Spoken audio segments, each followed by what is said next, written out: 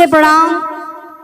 मैं गायिका उजाला यादव आज बड़े दुख के साथ कहना पड़ रहा है, ये समाज कहाँ जा रहा है।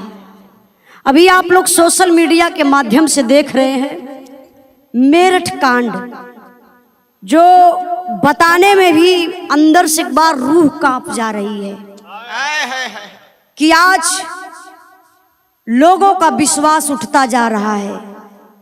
मैं बताना चाहती हूं आप लोगों से, जब तक बेटी बेटा कुंवार रहते हैं तो माई बाप का फुल अधिकार बेटी बेटा पर रहता है।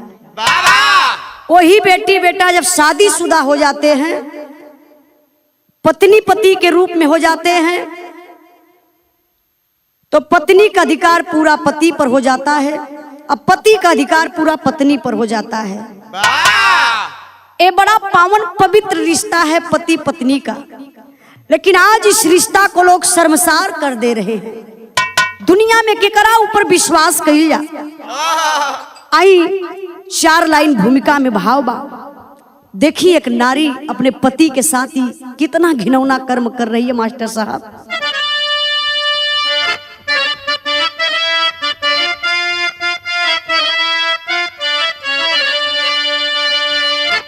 जब जवानी की ज्वाला जिगर में उठी, जल रहा है जमाना बुझाए न पानी, हिल गया है हिमालय खड़ा औकात में, रुक गई है तूफानों की उठती रवानी, मगर काली करतूत कलंकित किए कलजुगी नारियों ने लगा कर के ताला। अरे खतरे में सीता सावित्री की गरिमा,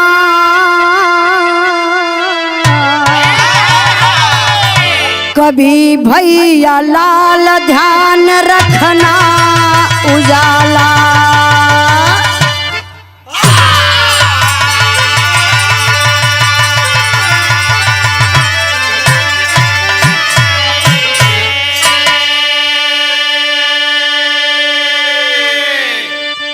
आज लोग कहते हैं कि नारी बेचारी है, लेकिन कुछ नारियां, कुछ लड़कियां ऐसा काम कर जाती है जिसको नारी बेचारी कहना गलत हो जाता है।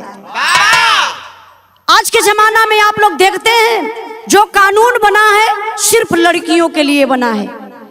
अभी मैं आप लोगों के बीच में एक बिरहा गाई थी, अतुल सुभाष का, आप लोगों ने देखा होगा। इतना केस मुकदमा करके निकिता अपने पति को परेशान कर दिया, आखिरकार में वो बेचारा पति आत्महत्या कर लिया। तो आज उसी तरीके से कुछ नारियां ऐसी हैं जो पड़ोसी के झगड़ा को लेकर के, अपने घर के झगड़ा को लेकर के, पति के झगड़ा को लेकर के यहाँ तक उतर जाती हैं, अपने कपड़े तक को फाड़ देती हैं, नंगा नाचना शुरू कर देती हैं और प्रशासन के सामने जा करके झूठ से ही मुकदमा पुरुषों के ऊपर लदवा देती हैं।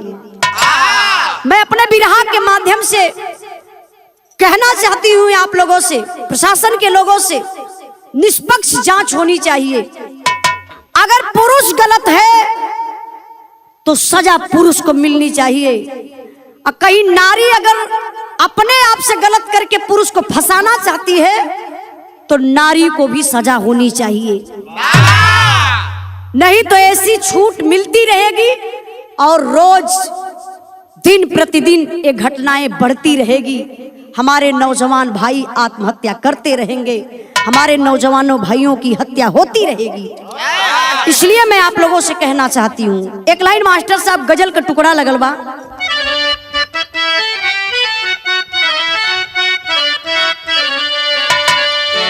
मेरे खून दिल की मेहंदी, मेरे खून दिल की मेहंदी, हाथों में ना लगा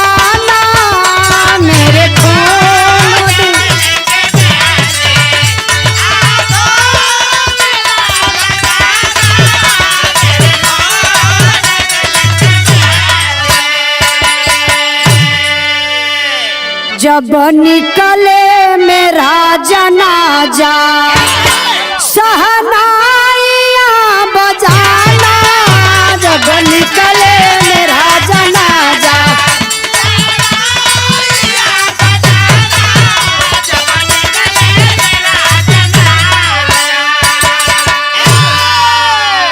भाव पर आप लोग ध्यान दें, कहना बा मास्टर साहब,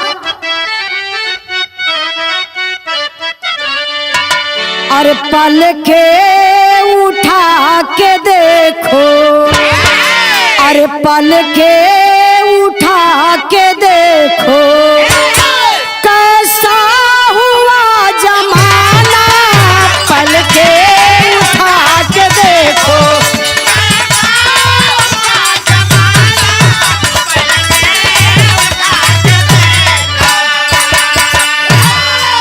अरे सिंदूरी की कोई कदर ना, अरे सिंदूरी की कोई कदर ना, अपना हुआ बेगाना।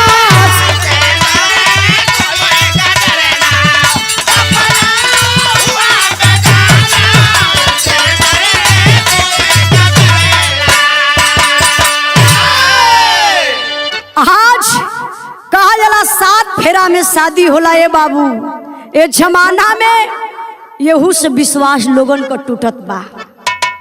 कौनो फेरा में शादी हो केहू के मन में अगर काला जंग लग गल, पाप समाय गल, तो वो इंसान का कभो ना हो सकेला, चाहे वो पत्नी हो चाहे पति हो।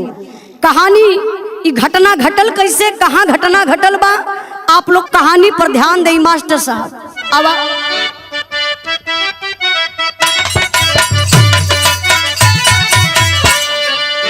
नारी के गरिमा को जमाना ने निरेखा है,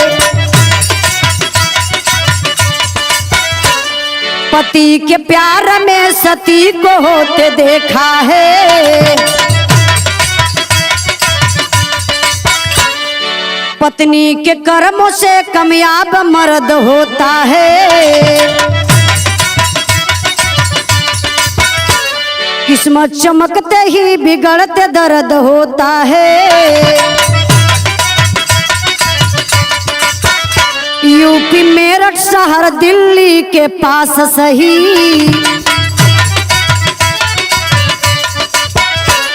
खेती किसानी शिक्षा खेल में है खास सही।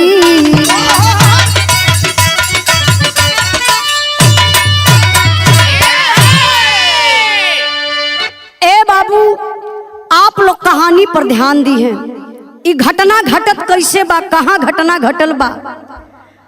हमारे उत्तर प्रदेश में एक जिला है, जिस जिला का नाम है मेरठ। मेरठ के रहने वाला एक व्यक्ति जिसका नाम बताया गया बाबू सौरभ राजपूत। सौरभ राजपूत मर्चेंट नेवी में अफसर के पद पर था, जैसा कि मीडिया के माध्यम से सुनने को मिला, देखने को मिला। और उसी मेरठ की रहने वाली एक खूबसूरत लड़की जिसका नाम बताया गया मुस्कान रस्तोगी। अब नौकरी के ही दौरान सौरभ राजपूत और मुस्कान में मुलाकात होती है, हाय हेलो होता है। हाय हेलो में ही दोनों के नैन चार हो जाते हैं। देखिए ये मोहब्बत, हाय हेलो में मोहब्बत हो गई। और जब दोनों में मोहब्बत हो जाती है तो नंबर का लेन देन हो जाता है, और नंबर का लेन देन जब होता है तो आपस में दोनों बात करने लगते हैं, कभी वीडियो कॉल तो कभी ऑडियो कॉल, चैटिंग शुरू है, फोटो का लेन देन सब कुछ शुरू है। धीरे धीरे समय बीतले बाबू, अब प्यार चरम सीमा पर चढ़ल बा। दोनों मरे जिए के साथे तैयार हो। अब कल प्यार कब तक छुप छुप के कल जाई, माई बाबू से कही के शादी कैली है जा।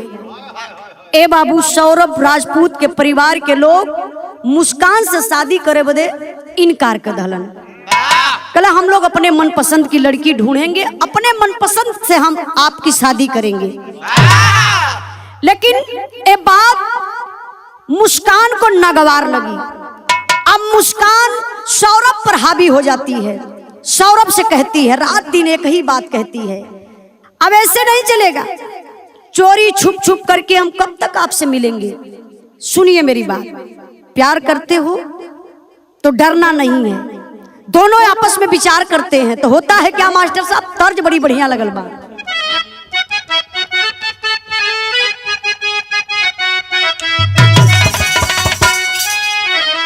मोरे पिछुअरवा एक छिछिली गड़ैया महाराजा वारे, महाराजा वारे, फुलवा फूले लगा चनार महाराजा वारे।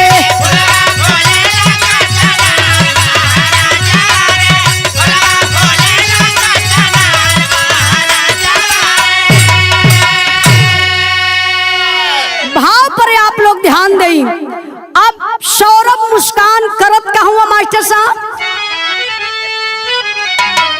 चोरी चोरी कोई लिहल जाई के बियाहवा रंग रसिया रे, रंग रसिया रे, सपना के कोई लसकार रंग रसिया रे।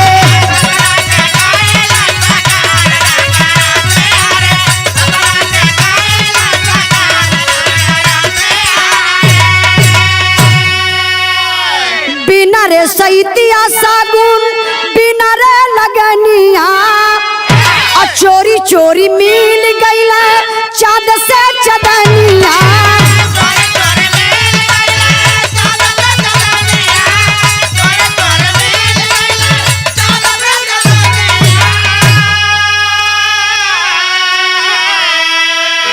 अरे दुनहुन के जियारा में छलकल प्रीतिया रंग रसिया रे, रंग रसिया रे, पारे लगल प्यार में फुहार रंग रसिया रे।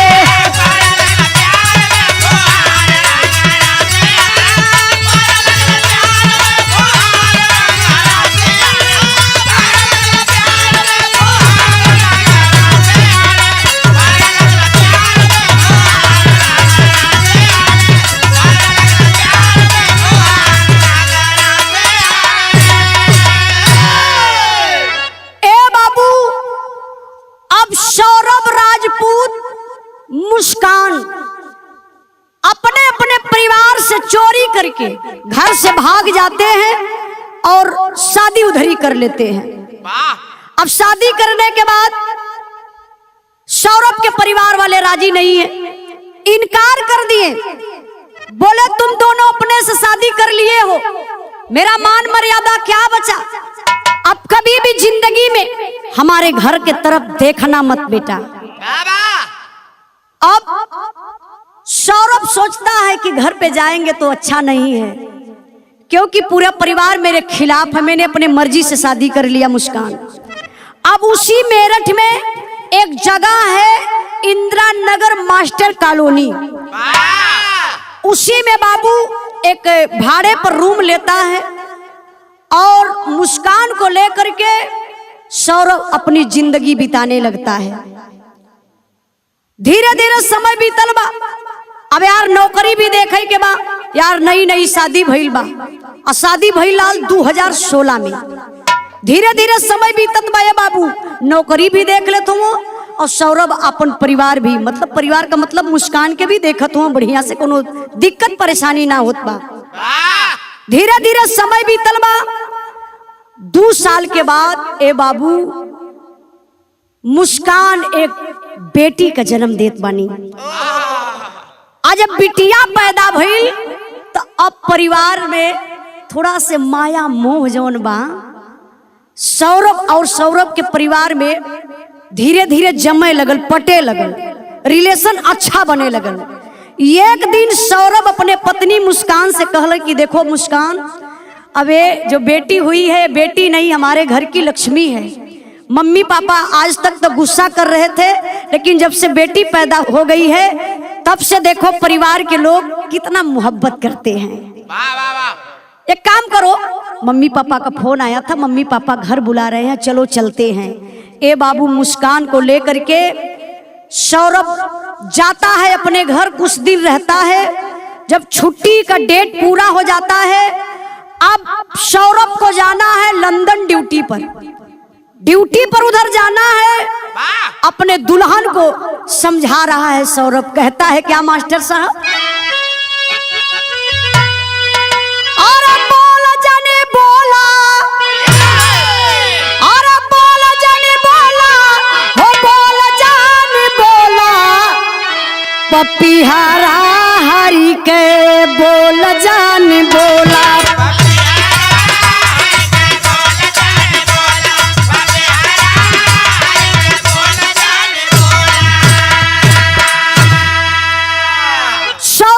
पत्नी को समझाता है, कहता है क्या मास्टर साहब? अरे ध्यान तो ही रखिया, अरे ध्यान तो ही रखिया, हो ध्यान तो ही रखिया, गुजरिया सब कर ध्यान तो ही रखिया।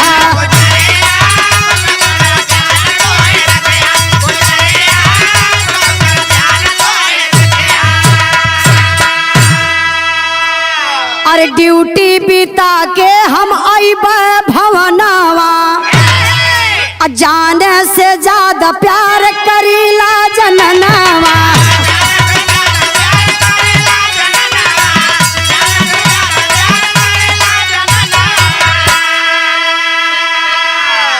और कुछ दिन बितावा, और कुछ दिन बितावा, बरसावला नजरिया, गुजरिया सब कर ध्यान तो ही रखिया।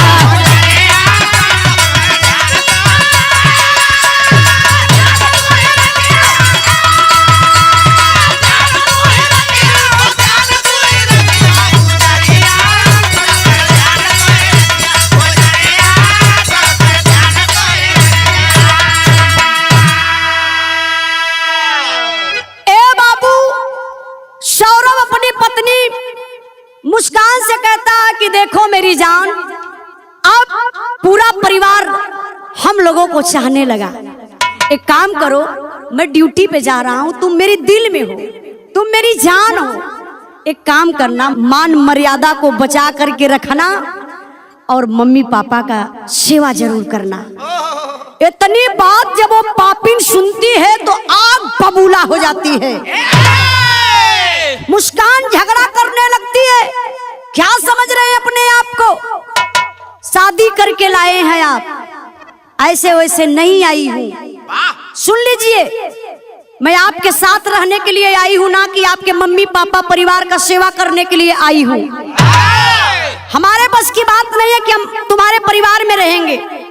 सुनो सौरभ, अगर परिवार को चाहते हो तो तुम परिवार लेकर के अपना रहो, अब मुझे छोड़ दो, मैं अपनी जिंदगी अपनी मर्जी से जी लूंगी।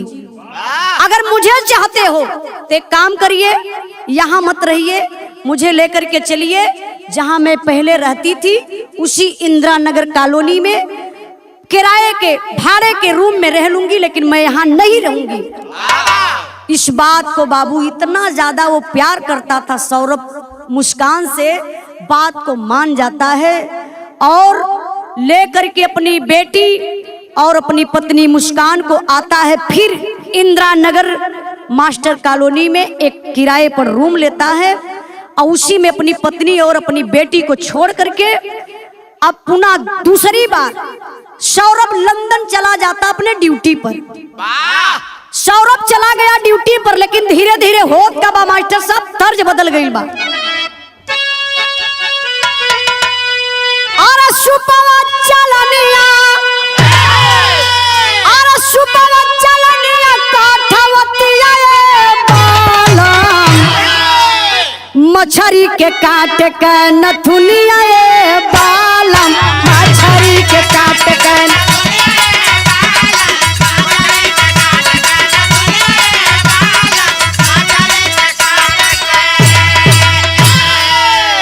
ध्यान दे बाबू, सौरभ बेचारा लंदन में अपने ड्यूटी पर तैनात है। यहाँ देखल जाए मुस्कान अब अपन जिंदगी अपने तरीके से जिए लगल। वही बगलिए में एगो लड़का रहल, जो लड़का का नाम रहल साहिल शुक्ला। साहिल शुक्ला से अंदर अंदर ही मुस्कान प्यार करे लगल। तो जब अपने बच्ची के स्कूले लेके जाए, प्ले स्कूल, अभी तो पढ़ने लायक नहीं थी, शहर में प्ले स्कूल होता है, देहात के लोग बहुत कम जानते होंगे। तो अपने बच्ची को लेकर के जब वो स्कूल जाती थी तो आते जाते रास्ते में वो साहिल को देखती थी और साहिल से धीरे धीरे लगाव में आने लगी। नंबर लेकर के बातचीत करना शुरू कर देती है। अब एक दिन की बात है, साहिल अपने बारे में बता देता है कि मेरी माँ मर गई, जब से तब से मैं बहुत परेशान रहता हूँ। जो कि साहिल अंधविश्वासी बहुत बड़ा था। अब ये समझ गई कि साहिल अपनी माँ को मिस करता है, याद करता है। अब ये क्या करती है, मुस्कान अपने भाई के नाम से एक सिम लेती है और स्नैपचैट एक ऐप होता है, आप लोग भी अपने मोबाइल में डाउनलोड किए होंगे, वही ऐप को डाउनलोड कर लेती है। साहिल भी ऑलरेडी पहले से डाउनलोड करके रखा था। अब ये मुस्कान साहिल की माँ बन जाती है। जरा सोचिए, मुस्कान साहिल की माँ बन जाती है, स्वर्ग से बात करती है। कभी कभी ऐसा फिल्म में देखने के लिए मिलता है, लेकिन रियल जिंदगी में क्या हो रहा है। आप साहिल शुक्ला के मृतक माँ के नाम से आईडी बनाती है और साहिल से बात करना शुरू कर देती है कि बेटा मैं आपकी माँ बोल रही हूँ, बेटा खाने पीने पर ध्यान देना, बेटा अच्छे से रहना। अब धीरे धीरे रोज बात बढ़ती गई। एक दिन मुस्कान लिखती है कि बेटा तुम्हारी जिंदगी बहुत अच्छी चलेगी, तुम्हारे बगल में एक मुस्कान नाम की लड़की है, बहुत अच्छी लड़की है, वो लड़की तुमको चाहती भी है। बेटा अगर कभी भी जिंदगी में शादी का निर्णय लेना तो मेरी बात एक बार याद करना, जो मैं बात आपसे कह रही हूँ, बेटा मुस्कान से ही शादी करना, जिंदगी भर वो तुम्हारा केयर बहुत अच्छे से करेगी। अब ये बात जब ये मैसेज को पढ़ता है वो सनकी पागल नशेड़ी साहिल शुक्ला, तो उसके मन में वो बात गूंजती है। अब वो भी मुस्कान से प्यार करने लगा। अब धीरे धीरे बाबू मुस्कान के और साहिल के घरे आना जाना बराबर होखे लगल। कहा जला जैसे रोगिया भावे वैसे वैद बतावे। अब एक दिन मुस्कान साहिल से बहाना करत बा, नखरा करत बा, कहत बा, का कहत बा मास्टर साहब, भाव बा,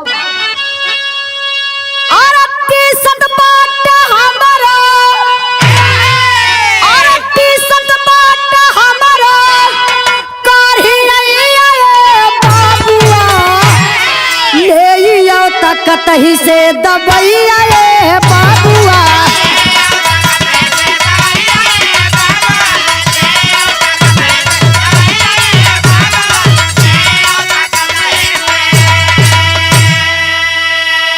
तो फिर साहिल कहत बका, अरे तेल गरम बसूत दे हम लगाई, अब 20 मिनट में दे बदारदा भगाई।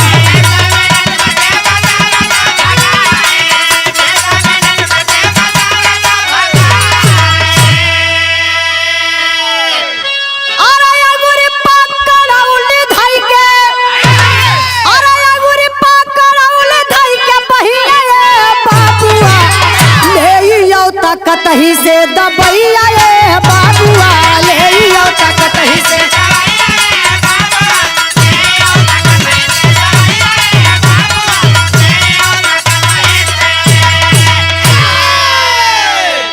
मुस्कान साहिल शुक्ला से कहती है कि जान देखिए मेरे कमर में बहुत तेज दर्द हो रही है, आप प्यार करते हो ना, तो एक काम करिए ना, जाइए कहीं से दवा लेकर के आइए, मैं बहुत परेशान हूँ। इतनी बात जब साहिल शुक्ला सुनता है ना, अब साहिल शुक्ला के अंदर अंदर हमरे ही मास्टर मतीन लड्डू फूटे लगल। कहल जला कि एक कहावत ना गौवा में कहला कि आओ बैल मुझे मार। ओ समझ गया इशारा साहिल शुक्ला, और करता है क्या? कलश की मेरी जान तुम परेशान मत हो, मैं हूं ना, गरम तेल करके लाता हूं, पूरी शरीर में मालिश अभी करता हूं। अब मालिश करने के बाद 20 मिनट नहीं लगेगा, सारी दर्द खत्म हो जाएगी और तुम्हारे शरीर की सारी दर्द खत्म हो जाएगी। तो अंदर अंदर ही लगल मुस्कियाए मुस्कान की, वाह लगत बा कि हमार बतिया ही समझत हुआ। अब आप लोग समझदार हैं, समझ सकते हैं कि अब साहिल शुक्ला मुस्कान एक रूम में अकेल है। तो कहावत गांव में कहल जाला कि अगर आग अखर इकट्ठा धरबा तो ओमा आग लगबे करी। जो पति पत्नी का व्यवहार होता है बाबू, उसी तरीके से वो लोग अपने शरीर की आग बुझाना शुरू कर देते हैं। अब यही से दिन प्रतिदिन अब ये मोहब्बत बढ़ती गई। जब ये मोहब्बत बढ़ती गई तो धीरे धीरे समय बीतल। अब ही कोई के कुछ पता ना बा। अभी देखल जा, सौरभ राजपूत लंदन से छुट्टी मिलता है बाबू उसको। अब वो अपने घर आता है, जहां वो किराए पर रूम लिया था अपनी पत्नी के पास, मुस्कान के पास आता है। और जब मुस्कान के पास अइलन मास्टर साहब, तो भयल का एक लाइन गीत लगल बा,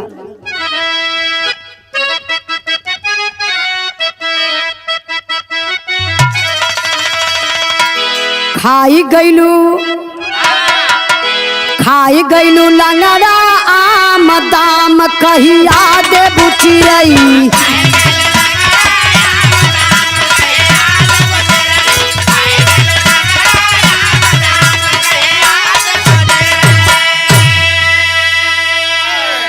ध्यान दे बाबू, अब सौरभ अपने रूम पर आ गया है। धीरे धीरे 2-4 दिन बीतता है। एक दिन उस बिल्डिंग का वॉचमैन बुला करके सौरभ से कहता कि बेटा तुम ड्यूटी पर रहते हो, तुम्हारे घर में कोई अजनबी आदमी आता है, वो बहुत देर तक रूम में रहता है। और इतना ही नहीं बेटा, मैंने एक दिन देखा वो दोनों बैठ करके दारू पी रहे थे। सिगरेट भी पीती है तुम्हारी पत्नी, बहुत नशा करती है, तूने कभी कुछ बोला नहीं। इतनी बतिया ये बाबू जब बेचारा सौरभ सुनलन तो पैर तले से जमीन खिसक गई। कौन पति रही बर्दाश्त करी, लेकिन बारे सौरभ आइलन शाम के घरे अपने रूम में अपने पत्नी के प्यार से समझावत हुआ। देखा सौरभ को सोच, कितना अपने पत्नी से मोहब्बत करत रहलन। समझावत कहूँ मास्टर साहब, भाव है बा,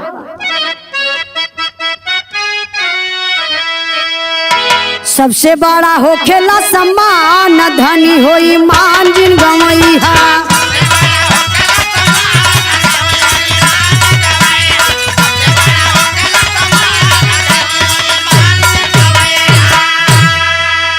सुनीला की साही से करेलू तू प्यार हो,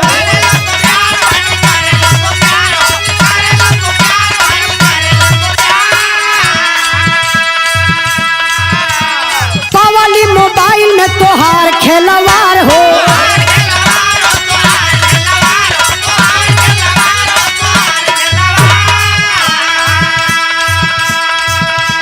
घटी जाला दुनिया में शान, धनी होई मान जिन गवैहा।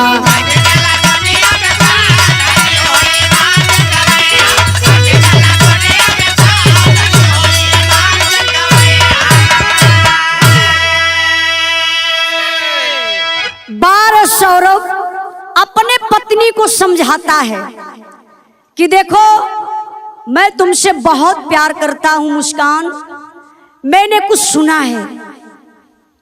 अब इसका होश अंदर से उड़ जाता है। बोलती है अरे आप क्या सुन लिए मेरे बारे में, आपको क्या मालूम मैं कैसे रहती हूँ, आप तो लंदन में रहते हैं ना, मैं जैसे रहती हूँ सही से रहती हूँ, मुझे पता है। सौरभ बोला कि देखो तुम गुस्सा मत करो मुस्कान, मुझे सब मालूम है, तुम ड्रिंक भी करती हो, तुम नशा बहुत कुछ करती हो, और मोबाइल पर मैंने अभी देखा है तुम जिससे चैटिंग करती हो, जिससे बात करती हो, उसका नाम है साहिल शुक्ला। तुम साहिल से प्यार करती हो। हमारे बारे में कभी नहीं सोचा? हम दोनों का प्यार था, तुम्ही ने जबरदस्ती करके शादी किया। मैं तुम्हारी बात में आकर के अपने परिवार को छोड़ दिया। तुम जैसे कहती गई वैसे वैसे मैं करता गया। क्या मेरे प्यार में कमी हो गई मुस्कान, जो तूने साहिल से प्यार करना शुरू कर दिया? इस बात को बाबू स्वीकार नहीं करती है मुस्कान, गुस्सा में लाल हो जाती है। यहाँ तक कि बात बिगड़ गई, डिवोर्स तक बात चली गई कि आप तलाक दे दीजिए, मैं आपके साथ नहीं रहूंगी। लेकिन बारे सौरभ, वो मुस्कान से दिल से प्यार करता था, उसकी सारी बात को फिर वो भुला जाता था। धीरे धीरे बाबू नॉर्मल मैटर हो गई, कोई बात अब नहीं रह गई, मतलब सामने से कोई बात नहीं, लेकिन मुस्कान के अंदर तो प्यार है साहिल से। अब वो दिखावा दिखाती है कि मैं प्यार किसी से नहीं करती हूँ, मैं सौरभ आपसे ही प्यार करती हूँ। धीरे धीरे छुट्टी का डेट पूरा हो गया, फिर बाबू अब पुनः सौरभ चला जाता है लंदन ड्यूटी पर। जब वो फिर ड्यूटी पर जाता है तो धीरे धीरे समय बीतल बा। वहीं से लंदन से ही मोबाइल के माध्यम से सारी निगरानी वो अपने पत्नी पर रखता था सौरभ। एक दिन की बात है, फोन करता है सौरभ अपनी सासू माँ को, मतलब मुस्कान की मम्मी को। बोला मम्मी जाइए देखिए रूम पर कुछ गलत तो हरकत कर रही है। अभी हमसे बात हो रही थी मुस्कान से, मुस्कान अब फोन नहीं उठा रही है। मुस्कान की मम्मी और मुस्कान का भाई दोनों लोग जाते हैं मुस्कान के रूम पर।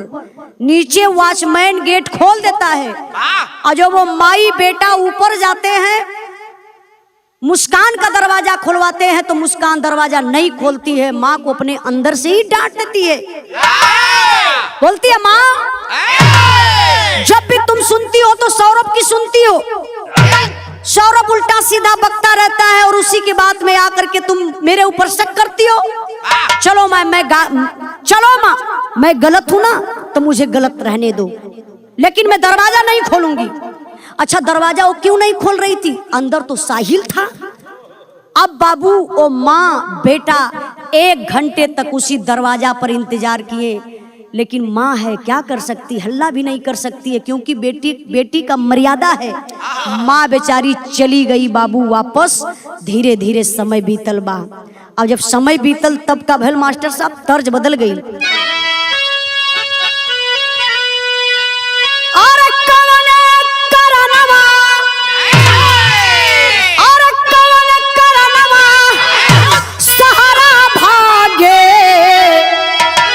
पिया पपिया कबोलिया जहरा लागे,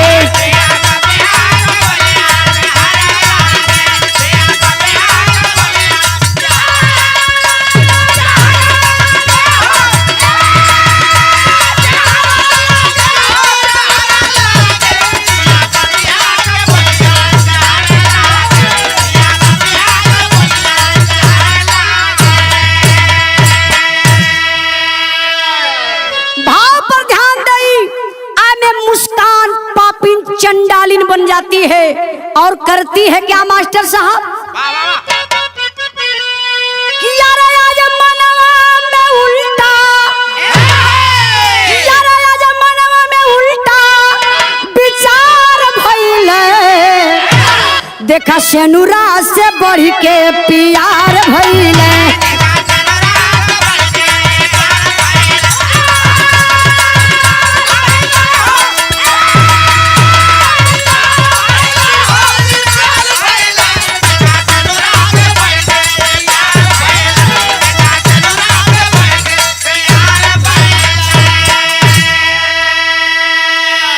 सोचा जियरवा में अपने गुजरिया, राही ना बसवा ना बाजी बसुरिया।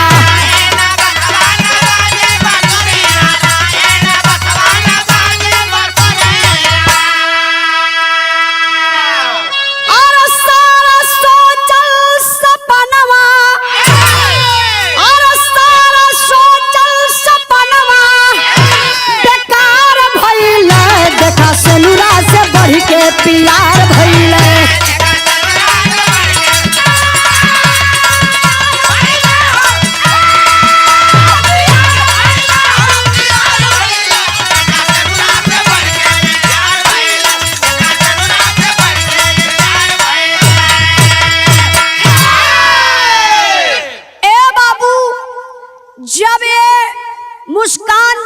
जाती है कि मेरा पति रहता है लंदन में, लेकिन पूरा इंक्वायरी मेरे ऊपर रखता है।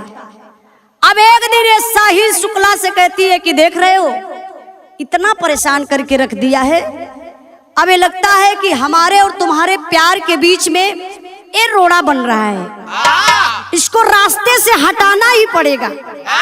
एक गांव में एक लोग कहावत कहेला कि ना रही बांस ना बाजी बांसुरी। आज वो साहिल से जब इतनी बात कहती है कि ये रास्ते का रोड़ा बन रहा है, इसको मारना, आखिर मारते हैं हम लोग कैसे? दोनों आपस में विचार करते हैं। साहिल बोला कि देख मुस्कान, ये बताओ वो तो है लंदन में, तो हम लोग लंदन में जा नहीं सकते और यहां से उसको मार नहीं सकते। जब तक वो इंडिया में आएगा नहीं तब तक कैसे मर्डर हो सकता है? एक काम करना, किसी बहाना से तू सौरभ को बुलाओ। अब ये सोचने लगती है, बोलती है कि साहिल तुमको पता नहीं है, सौरभ मुझसे बहुत प्यार करता है। अब ये वाला तो बर्थडे निकल गया, लेकिन सामने जो मेरा बर्थडे आ रहा है, मैं जिद करूंगी और अपने बर्थडे पर बुलाऊंगी, तो पक्का है साहिल कि सौरभ जरूर आएगा। देखा ये पपिनिया का ये बाबू अपने बर्थडे के बहाने फोन कई के अपने पति सौरभ को बुलाना शुरू कर देती है, बड़ी मीठी मीठी बात करना शुरू कर देती है। सौरभ भी समझ गया कि लगता है मेरी पत्नी अब सुधर गई है, अब लगता है हमसे प्यार करने लगी। इसी बात को सोच करके बाबू बहकावे में आ जाता है सौरभ और वो टिकट कटा लेता है। टिकट कब कटाया? 25 फरवरी को मुस्कान का बर्थडे है और सौरभ 24 फरवरी को इंडिया आ जाएगा। धूमधाम से हम लोग बर्थडे मनाएंगे। ये बात बाबू मुस्कान साहिल शुक्ला से कहती है। साहिल 24 तारीख को उसका टिकट है, 24 तारीख को इंडिया आ जाएगा, 25 को हम लोग मर्डर कर देंगे। साहिल बोला हाँ एक काम करना, तू जाके बाजार से धारदार हथियार खरीद लेना और साथ में बेहोश होने वाली गोली और नींद की गोली जरूर साथ में ले लेना। अब 22 तारीख को बाबू ये पपिनिया, ये मूर्ख औरत चंडालिन जाती है बाजार, एक चाकू बड़ा वाला लेती है और एक धारदार हथियार, जिसे कुछ लोग गड़ासा कहते हैं, कुछ लोग और भी कुछ कहते होंगे, जहां आप लोग कुछ भी कहते हैं।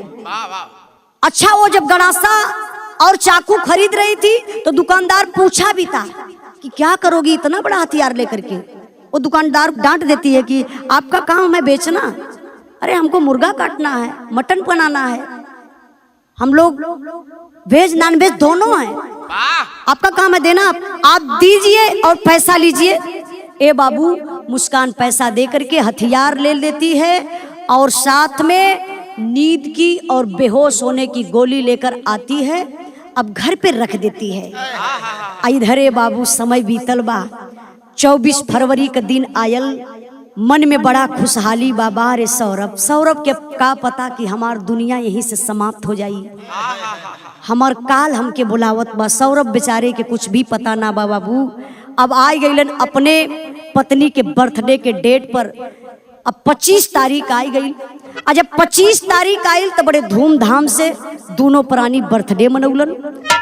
जब बर्थडे मना लेना, केक को कट गल, ए पपनिया का निशाना सधत बा, सोचत बा कि अब एक ड्रिंक में, दारू में एक दवा डालती हूँ नींद की और इसको पिला देती हूँ।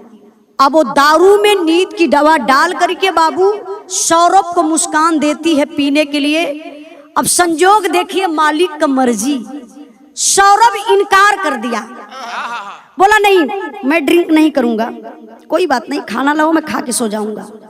अब उस दिन तो मिस हो गया, सौरभ ड्रिंक नहीं किया और जबरदस्ती वो ड्रिंक करवा भी नहीं सकती है क्योंकि भेद खुल जाएगा। अब धीरे धीरे 2-4 दिन और बीता। साहिल से बोली अरे यार ये तो ड्रिंक नहीं करता है तो फिर कैसे इसको मारा जाए, कुछ समझ में नहीं आ रहा है। साहिल बोला देख मुस्कान, उसका फेवरेट चीज क्या है, ये बोली वो रसेदार सब्जी बहुत अच्छा खाता है। बोला एक काम करके उसी रसेदार में डाल करके और सौरभ को खिला दे दवा तू। अब ये पपिनिया कैलस का ये बाबू रसेदार सब्जी बनौलस, वही सब्जिया में नींद का गोली, कुछ लोग बेहोश होखे वाली कहलन। अब वह गोली बाबू डाल दहलस। भैया हो का पता बेचारे सौरभ के, वो तो खाना खाए ललन। खाना खाए के भैया हो जब चारपाई पर सुतलन है, धीरे धीरे समय बीतल बा। समय बीतल अभी नींद में हो गईलन। सौरभ फोन करके साहिल के बुलावत बा। पपिनिया चंडाल औरत कलश के सो गया है, एक काम करो साहिल तुम जल्दी आओ। अब साहिल पापी आता है बाबू, सामने खड़ा हो जाता है। ये पपिनिया कलश एक काम करो साहिल, लो चाकू और झट से इसका गर्दन उतार दो। साहिल बोला मैं नहीं मारूंगा, तुम्हारा पति है तुम मारो। ये कलश की मैं भी नहीं मारूंगी, तुम मारो साहिल। साहिल बोला कि देख मैं कह रहा हूं ना मुस्कान, तुमको ही मारना पड़ेगा। अब बाबू वो धारदार हथियार उठा लेती है चाकू, अपने सोए हुए पति के कलेजे में भोंक देती है। तब तक बाबू नींद टूटल। सौरभ उठ के बैठ गईलन। अब उठ के बैठ के बाबू रोवे शुरू कैलन। हाथ जोड़त हूँ अपने पत्नी के सामने, वो पपियवा सही साहिल के सामने, नहीं फिर हाथ जोड़त हूँ अपने पत्नी के सामने और वो पपियवा साहिल शुक्ला के सामने। रोई के बाबू कहत कहूँ सौरभ जरा आप लोग विचार करिए, दिल से सुनेंगे तो कलेजा फाट जाएगा। भैल का मास्टर साहब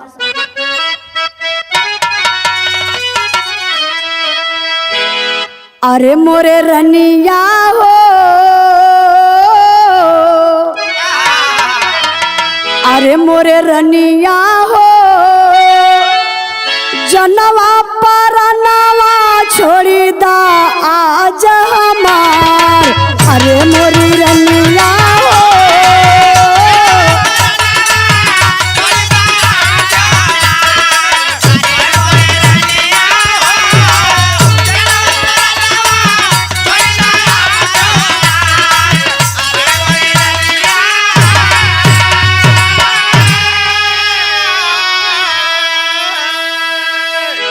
काठे के काहे बनौलू करे जा, कैली कवन कसूर।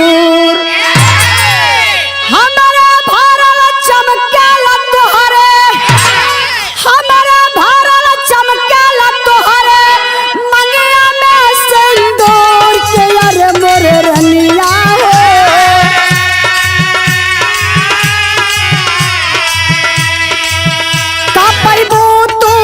जनवा हमरो मार। अरे मोरी रनिया हो,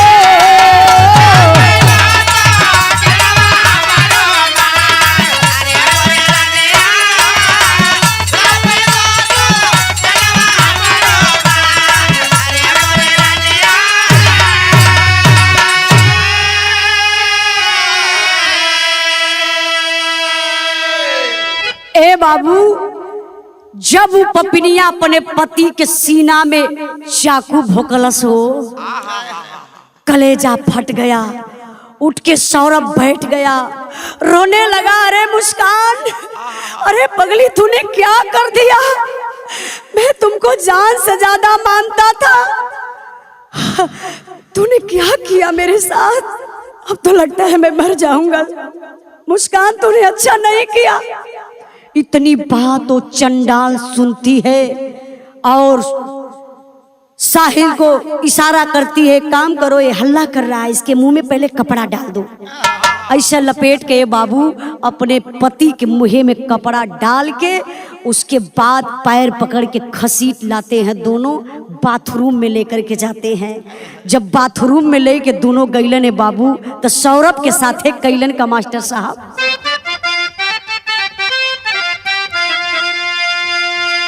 अरे मोरे राम, सेनुरावा अपने हाथे से धोई, नागिन बनी सुहागिन अखिया धोवे कजरवा। अरे कजरवा, अरे कजरवा। सेनुरावा अपने से धोई। पपिनिया ले जाए के बाबू बाथरूम में दरवाजा बंद कर देती है। उसके बाद जो बड़ा वाला एक हथियार लेकर आई थी जिसको हम लोग गड़ासा बोलते हैं, चाकू अपने हाथ में लेती है और उसके बाद गड़ासा उस साहिल शुक्ला के हाथ में दे देती है। अब उसके बाद करती है वो पापिन क्या मास्टर साहब,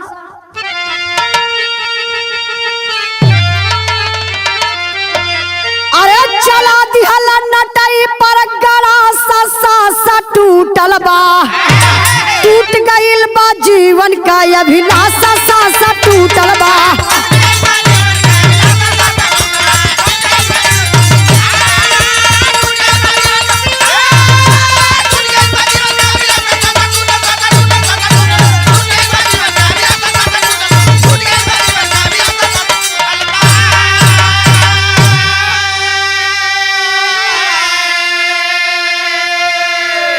लहू से लथपथ लसिया के दिए टुकड़ा टुकड़ा काटी हो, अब 15 टुकड़ा किए है पापी डराम में दिए भाटी हो। अरे बालू सीमेंट से किया चुनाई मरी पाटा सा टूटल बा, टूट गइल बा जीवन का अभिलाषा सा टूटल बा।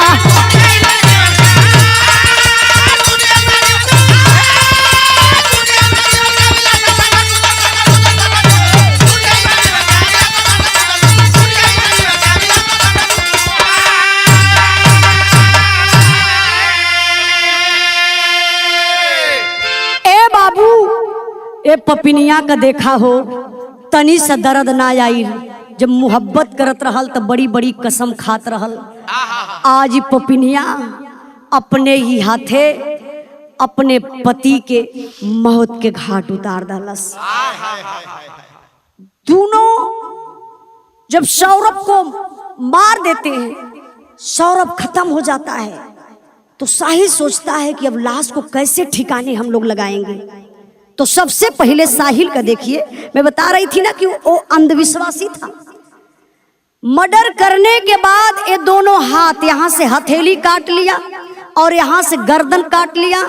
नया बैग लेकर आया था, एक गर्दन और ये दोनों हथेली अपने बैग में रखता है। उसके बाद जो यहां से यहाँ का धड़ है उसको कोई मुस्कान के बेड के नीचे रख देता है और सर दोनों हथेली लेकर के बैग में भरता है, अपने घर चला जाता है। अभी पपिनिया वही घर में अकेले बा, घर में पति का लाश। एकर हिम्मत देखा, फोन कैला साहिल के, कहा बस साहिल मुझे नींद नहीं लग रही है, मुझे डर लग रहा है, तुम आओ ना। साहिल बोला मैं नहीं आऊंगा, तुम मेरे पास चली आओ। ई पपिनिया दरवाजा बंद कैलस बाबू, निकल गई साहिल के रूम पर, जाई के साहिल के घरे रात बितावत बा। अब वो दोनों कैसे कौने स्थिति में रात बितावत हुए आप लोग समझ सकेला। अब धीरे धीरे सुबेर भयल, अब लाश भी ठिकाने लगावे के बाद, लेकिन लगावल कैसे जाई, दिमाग लगाता है वो साहिल।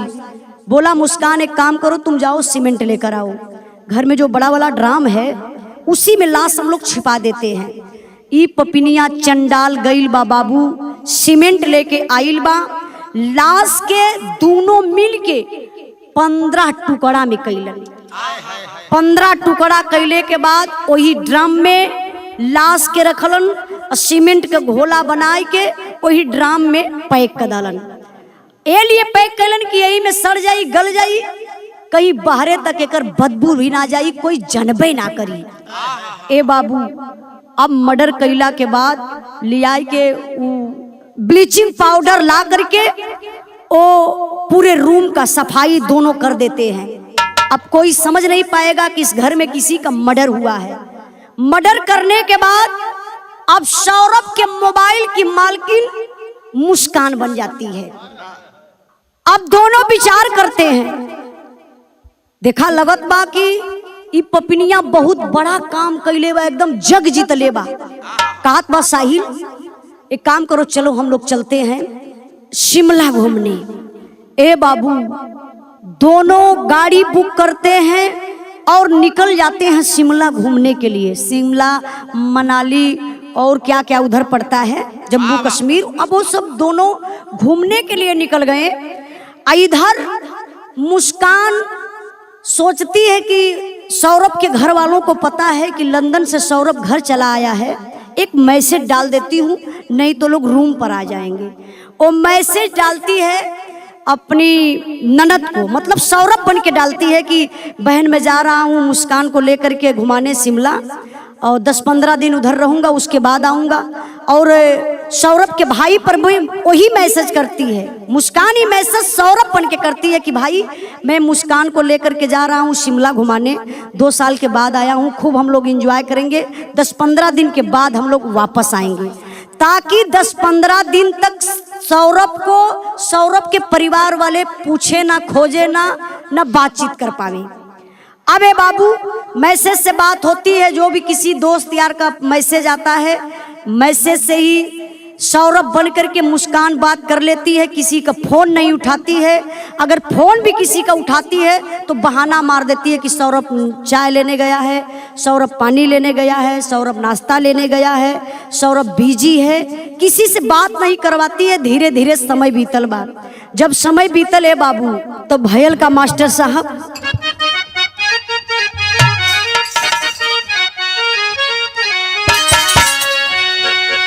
जवने सुहाग खातिर सीता गइल बनवा बाबू,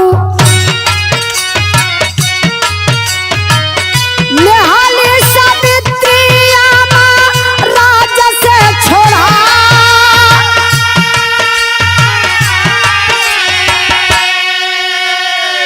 पाती पे साथी के पढ़ाई इतिहासवा बाबू, साथी प्रथा खत्म किए, साथी प्रथा खत्म किए राजा मोहन राय।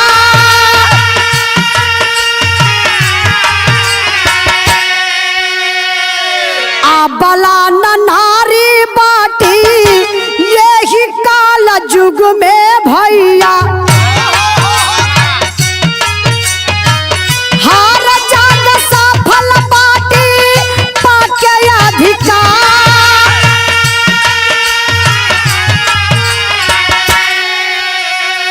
हावस में अंधी गंधी नियत न सजल है बाबू, आय ना कुला छामी के एक बेरी आ,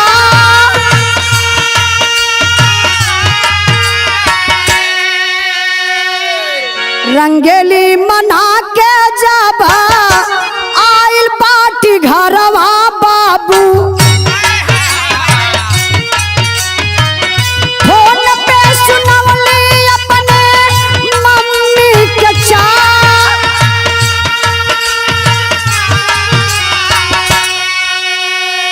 सुन के मतारी कही फाटल बाकल जवाब बाबू,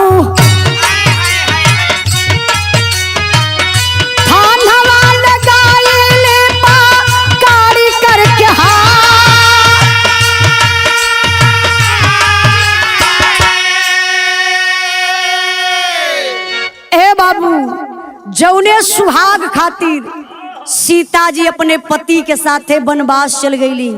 सीता जी के वनवास ना भइल, लेकिन पतिव्रता नारी रहली। पहले का जमाना रहल, पति जेकर मर जा वही चिता पर ले जाए के पत्नी के भी लोग जिंदे जला दे। लोग कहा पति के साथे सती हो गईली। ये प्रथा के इतिहास में आप लोग पढ़ल जाई। ए प्रथा के राजा राम मोहन राय जी ने खत्म कर दिए। अगर ये प्रथा खत्म नहीं हुई होती तो आज जो पत्नियां अपने पति को मरवाती हैं, मर्डर करवाती हैं, अपने हाथ से मार डालती है, शायद वो जिंदा नहीं रहती, पति के साथ वो जाकर के सती हो जाती। अब मैं तो निवेदन करती हूँ, मैं सरकार से निवेदन करती हूँ अपने बिरहा के माध्यम से इस प्रथा को इस तरीके से लागू किया जाए कि जो पत्नी जानबूझ करके अपने पति को मरवाती है, मैं सरकार से निवेदन करना चाहती हूँ, जो लोग गलत करते हैं उनको कठोर से कठोर सजा मिलनी चाहिए, ताकि गलत करने से पहले वो 100 बार सोच ले कि हम गलत करेंगे तो हमारे साथ भी गलत होगा। अभी पपिनिया का कैलस 84,000 रुपया लेकर के गई थी, जो शिमला में होटल का खर्चा, खाने पीने का खर्चा, बाकी घूमने फिरने का खर्चा 84,000 खत्म कर डाली। अब इसको पैसे की जरूरत है। अब अपनी माँ के पास फोन करती है, बोलती हेलो माँ, बहुत उदास होकर के बोलती है। माँ बोली हाँ बेटा क्या हुआ, फिर सौरभ से झगड़ा हो गया क्या? अरे तुम दोनों घूमने के लिए गए हो, खूब एंजॉय करो, 2 साल के बाद आया है सौरभ। कहते नहीं माँ ऐसी बात नहीं है, ये बताओ कि सौरभ के अकाउंट से पैसा कैसे निकलेगा? तो माँ एक बार सोचने लगती है, अरे मुस्कान तू क्या कर रही है? सौरभ तुम्हारे साथ है और सौरभ का अकाउंट मैं बताऊं, सौरभ के अकाउंट से कैसे पैसा निकलेगा? तुम पागल हो गई हो क्या? तो इशारा करती है कि माँ बोलो मत, बगल में सौरभ है। माँ बेचारी कुछ नहीं बोलती है, फोन रख देती है। फिर धीरे धीरे शाम हुआ, फिर एक बार फोन करती है अपने माँ के पास, बोलती है माँ बेटी से बात करा दो। जो सौरभ की बेटी है मुस्कान, उसको अपने मायके भेजवा दिया था 2-4 दिन पहले, मर्डर से 2-4 दिन पहले भेजवा दिया था। अब वो अपने बेटी से बात करती है, वीडियो कॉल पर रोने लगती है। मुस्कान की माँ घबरा जाती है, पूछती है बेटा क्यों रो रही हो, क्या हुआ?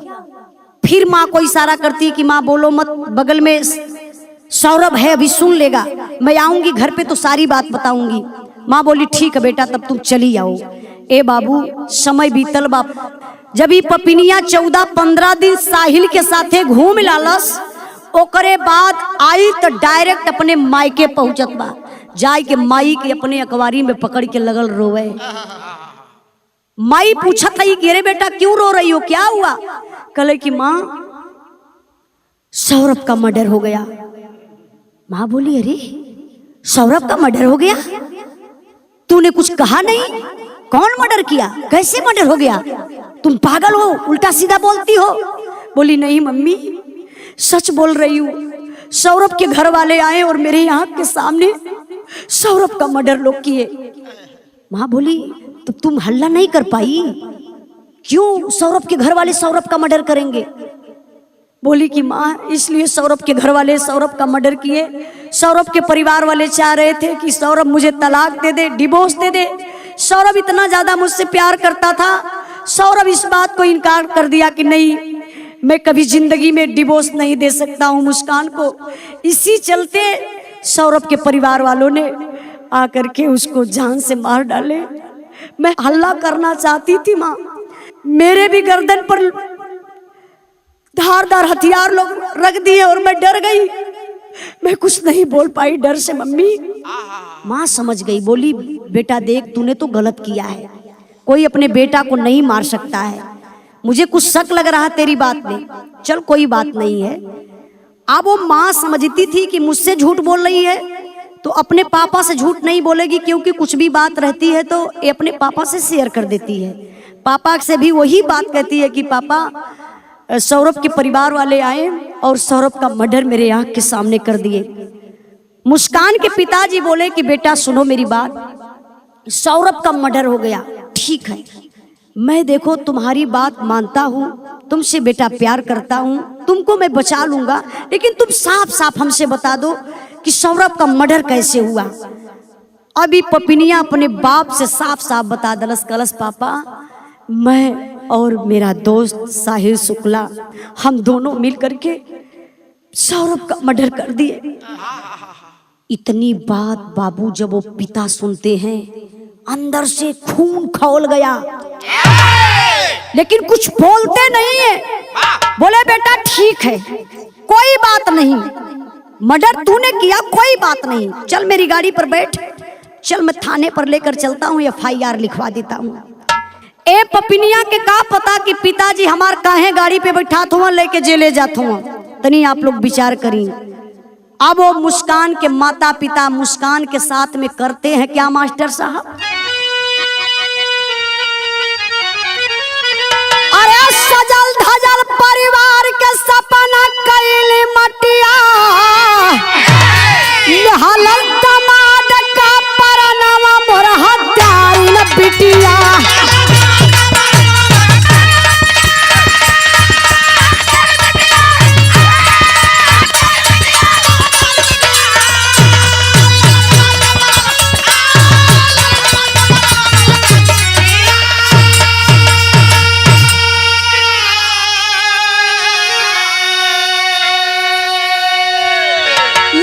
साहब हत्यारिन के गोलियां से दमारी हो, नहीं तो दे के फांसी एक ससियला निकाल हो।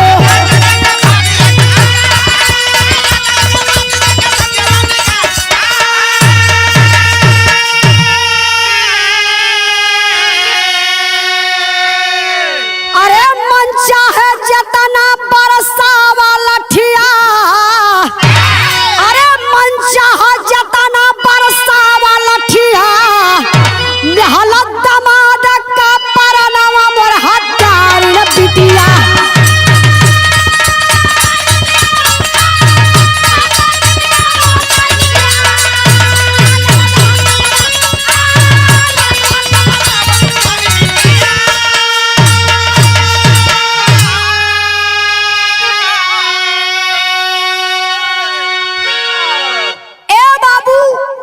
मुस्कान के माता पिता मुस्कान को डायरेक्ट लेकर के थाने पहुंचते हैं। दरोगा साहब से सारी बात बता देते हैं। बोलते हैं दरोगा साहब ये मेरी बेटी है, मैं तो पैदा करके पश्चाताप कर रही हूं, मुझे कभी नहीं पता था कि मेरे को कोई कलंकित करेगी। ए बाबू, जब दरोगा साहब इतनी बात सुनते हैं कि आपकी बेटी अपने पति का ये हत्या कर डाली, इतनी बात को बाबू सुनते हैं दरोगा साहब महिला पुलिस को लेकर के और उस पापिन हत्यारिन मुस्कान को लेकर के मुस्कान के घर पहुंच जाते हैं। फिर भी वो पापिन बहाना करती है, बोलते हैं तुम्हारा पति कहाँ है बताओ। तो कहा कि साहब उसी बाथरूम में देख लीजिए, बाथरूम में है, उनकी लाश बाथरूम में है। जब बाथरूम को लोग देखते हैं प्रशासन के लोग, उस बाथरूम में कुछ नहीं, सब समझ गए कि अभी भी झूठ बोल रही है। महिला पुलिस खींच करके 4 तमाचा देती है। तो कहल जला कि मार के आगे भूत भागे लए बाबू। अभी पपिनिया साफ साफ लगल बतावे कल साहब मैं और मेरा दोस्त साहिल हम दोनों मिल करके धारदार हथियार से 15 टुकड़ा में करके साहब उसी ड्राम में रखे हैं और सीमेंट का घोल बना करके उसी में घोल डाल दिए हैं साहब। ए बाबू, जब वो ढक्कन ड्रम का खुलायल तो सही में देखा बाबू सीमेंट बा, सीमेंट से पूरा एकदम ढालल बा, कुछ समझ में ना आवत बा। प्रशासन के लोग ले करके जाते हैं पोस्टमार्टम गृह में। गैलेंडर से जब काटा जाता है ड्रम को तो देखते हैं लोग सच में ये बाबू अपने पति के उपपिनिया 15 टुकड़ा में करके वही ड्रम में रखले रहल, ऊपर से सीमेंट का घोल से पूरा पैक कर डाले रहल, प्लास्टर जैसे घरों वो तरीके से छुपा देले रहल। जब पोस्टमार्टम हुआ तो सारा भेद खुला। मौत के सजा न के दे जब कानून हो, अपने हाथ करबा अपने बेटी का हम खून हो।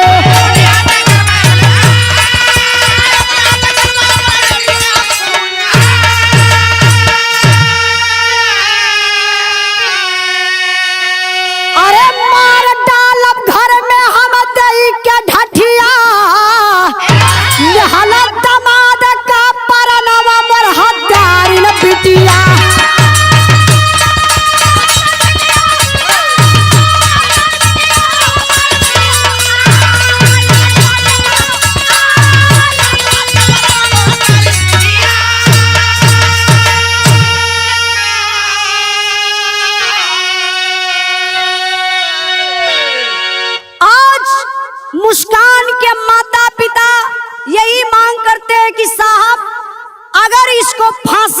सजा नहीं मिलती है तो मैं निवेदन करती हूँ कि मेरी बेटी को वापस मुझे दिया जाए।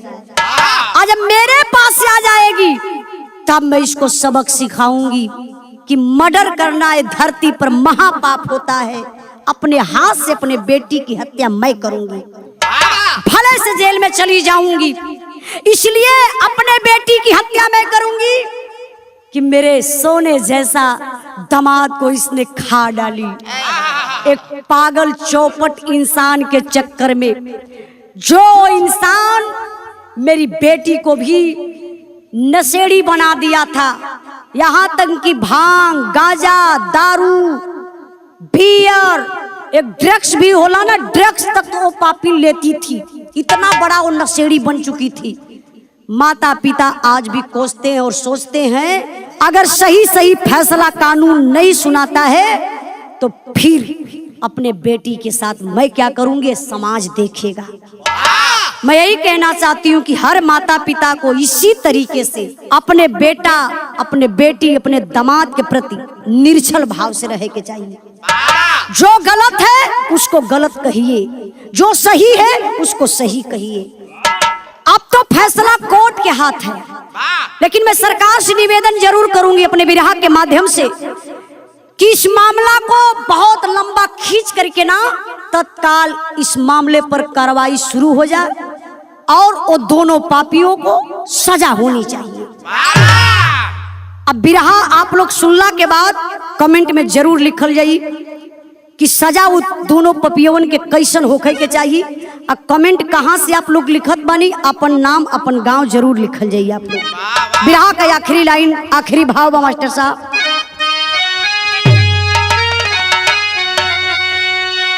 गुरु बिहारी गणेश चंद्रिका प्यारे लाल जी भोला, राम दरस अवधू दादा मुन्ना जी का गमगीन चोला, अरे सनुरवा अपन हाथे से धोई